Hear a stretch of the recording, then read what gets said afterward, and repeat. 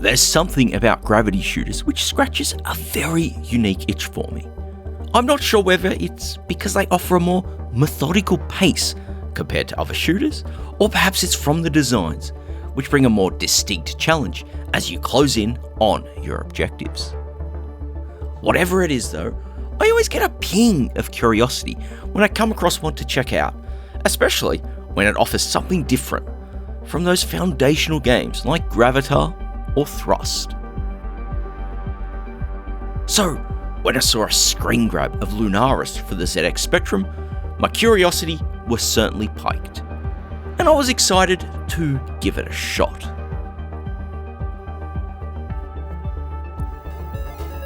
Lunaris saw release back in 2004, developed by Jonathan Caldwell. To the relief of many, there's not really much of a plot for this one. You're simply tasked with flying through 4 levels and collecting all the orbs found to move on to the next. Now of course, when you're collecting as many orbs as you are here, there's only one question which I feel like I have to ask. Just what are you doing with them all? Pondering them? I guess having a lifetime supply of orbs to ponder is something worth thinking about after all, especially if it brings joy. But back to the game, and there's a couple of ways which make Lunaris stand out from other gravity shooters on the spectrum, a smaller selection as those may be. The first is with the screen layouts.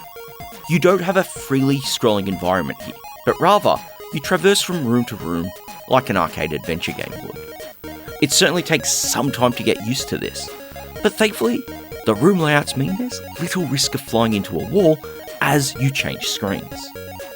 As long as you're flying at a reasonable speed, of course. The second is that shooting enemies is far less important here. Where in other games you'll be facing plenty of enemies and switches to blast, Lunaris offers far less that you'll have to deal with. In fact, the first level has no targets at all, and in later ones, you're only going to face the occasional turret, and those you can likely bypass without choosing to take them out. Though of course, you're going to miss out on getting extra points for doing so. Alongside the many, and I mean many orbs you'll encounter, you'll also find extra life pickups to collect as well. These can be very handy to find of course, as though things may feel sedate on the first level, it isn't long until Lunaris decides to bare its teeth and show you its true challenge. You might be thinking that 4 levels all up is nothing. The thing is though, these levels don't just get tougher, they get longer too. By the time you reach the final one, you're going to need to be ready to go on a lengthy hunting spree to track down all those orbs.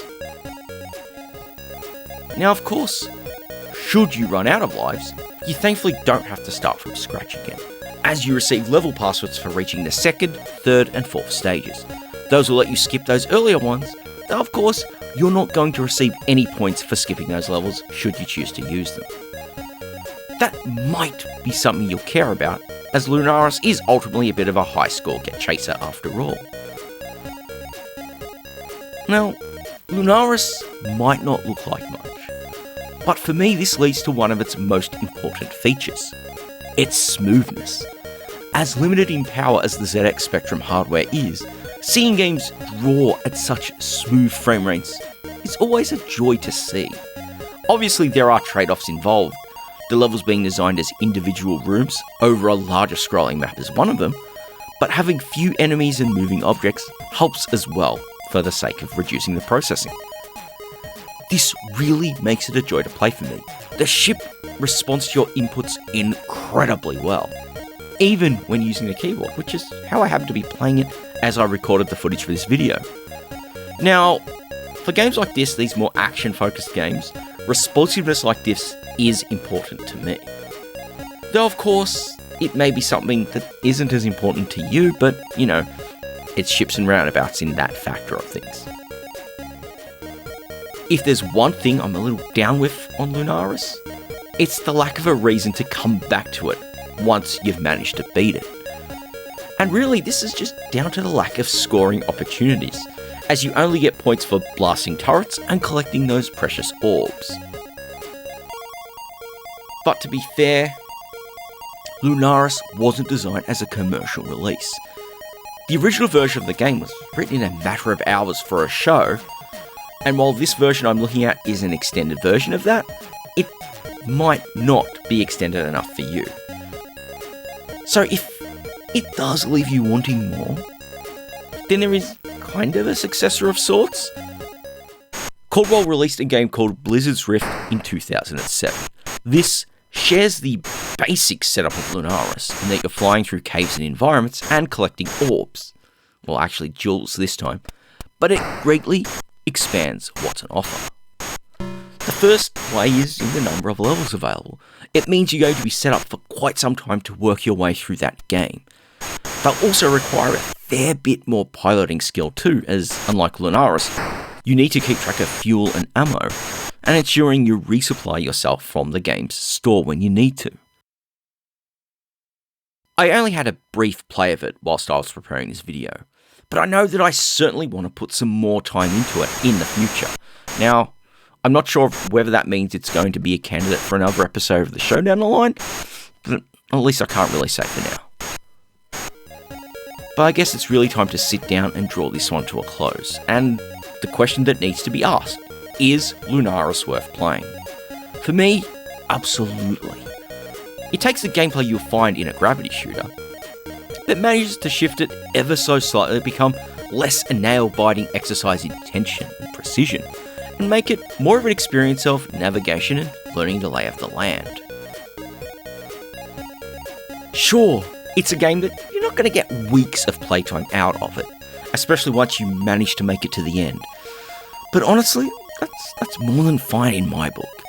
Being able to dedicate a few afternoons to mastering this gives me all the satisfaction I need from it. And hopefully, I hope it does the same for you. I feel you can't hurt but give it a shot, especially as it's one that's freely available, and thanks to the simplicity of the Spectrum hardware, it's more than easy to emulate if you lack access to a real system. But as always, I feel that's the perfect point to wrap things up. I've been wanting to dive into Lunaris for a while, and I came to the forefront because I was working with a bigger episode and needed to take a small break from that.